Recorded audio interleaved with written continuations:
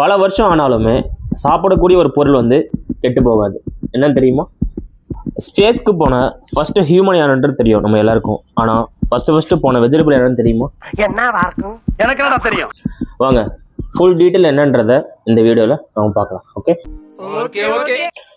எவ்வளவு வருஷம் ஆனாலுமே சாப்பிடக்கூடிய ஒரு பொருள் கெட்டு போகாம இருக்கும். அது என்னன்னு தெரியுமா? அதுதான் ஹனி. ஏன்னா ஹனில வந்து வாட்டர் கண்டென்ட் வந்து ரொம்ப கம்மியா இருக்கும். அது மட்டும் இல்லாம சுகர் வந்து அதுல அதிகமா இருக்கிறதுனால எந்த ஒரு பாக்டீரியானாலையும் அதில் வந்து குருவாக முடியாது. ஸோ அது எவ்வளோ வருஷம் ஆனாலும் சரி, கிட்டத்தட்ட 100-200 வருஷம் ஆனாலுமே அது கெட்டு போகாமல் இருக்கும். எத்தனை வருஷத்துக்கு அப்புறமும் சாப்பிட முடியும் நம்மளால. டொமேட்டோ கெச்சப் வந்து ஒரு காலத்தில் வந்து மெடிசனாக யூஸ் பண்ணிருக்காங்க. நம்புவீங்களா? ஆமாம். ஏன்னா 19th செஞ்சுரியில் யார் யாருக்கெல்லாம் ஸ்டொமக்கில் வந்து டைஜஷன் ப்ராப்ளம் இருக்கோ அவங்களாம் இதை வந்து ஒரு டானிக்காக யூஸ் பண்ணிருக்காங்க. 1830s வந்து டாக்டர் ஜான் பெனட் குக் என்ன பண்ணிருக்காரு அப்படின்னா, இந்த டொமேட்டோ கெச்சப்பையே இதில் ஹெல்த் பெனிஃபிட்ஸ் இருக்குன்னு சொல்லி ப்ரொமோட்லாம் பண்ணியிருக்காரு. பட் லேட்டராக அதை ரிசர்ச் பண்ணி பார்த்ததுல தான் தெரிஞ்சிருக்கு இதுக்கு தனியாக எந்த ஒரு மெடிக்கல் பெனிஃபிட்ஸும் இல்லை. ஸோ இது மெடிசனுக்கு வந்து யூஸ் பண்ணக்கூடாதுன்னு சொல்லிட்டு ஸ்டாப் பண்ணியிருக்காங்க. இன்னைக்கு நம்ம ஃப்ரைஸோட தொட்டு சாப்பிட்ற ஒரு கெச்சப்பை தான் ஒரு காலத்தில் மெடிக்கல் பெனிஃபிட்ஸ் இருக்குன்னு சொல்லி யூஸ் பண்ணிருக்காங்க. பாருங்களேன், ஸ்பேஸில் வளர்க்கப்பட்ட முதல் காய்கறி என்னன்னு தெரியுமா?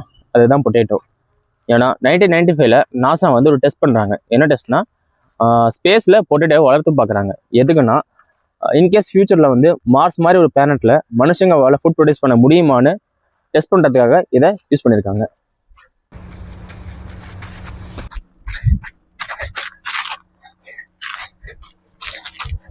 ஐஸ்கிரீம்னால நம்ம எல்லாருக்கும் பிடிக்கும், சரியா? ஆனால் அந்த ஐஸ்கிரீம் தான் செகண்ட் வேர்ல்டு வார் டைமில் வந்து சோல்ஜர்ஸ்க்கு வந்து கொடுத்துருக்காங்க. ஏன்னா வார்னால சோல்ஜர்ஸ் ரொம்ப ஸ்ட்ரெஸ் ஆகும், வீட்டை விட்டு பிரிஞ்சு இருக்கன்ற ஒரு கவலையில் இருந்திருக்காங்க. ஐஸ்கிரீம் ஒரு சிம்பிள் டெசர்ட் தான், அதனால எதுவும் ஆக போகிறது இல்லை. பட் ஆனால் அது சாப்பிட்றதுனால சோல்ஜர்ஸ் வந்து ஒரு விதமான கம்ஃபர்ட்டையும் ஒரு விதமான சந்தோஷத்தையும் கொடுத்துருக்கு. ஸோ இதோட இம்பார்ட்டன்ஸ் அதிகமாக இருக்கிறதுனால தான் அமெரிக்கன் மிலிட்டரி என்ன பண்ணிருக்காங்க, இதுக்கு தனியாகவே ஒரு ஷிப்ஸ் வந்து யூஸ் பண்ணிருக்காங்க. இதுக்கு ஐஸ்கிரீம் வந்து மேனுஃபேக்சர் பண்ணி சோல்ஜர்ஸ்க்கு வந்து கொடுக்கறதுக்காக. ஐஸ்கிரீம் வேணுமா? இன்னையோட ஃபேக்ட்ஸ் எல்லாமே உங்களுக்கு பிடிச்சிருக்கும்னு நினைக்கிறேன். ஸோ உங்களோட ஃபேவரட் எதுன்னு சொல்லிட்டு கமெண்ட்ல சொல்லுங்க. Okay, bye bye.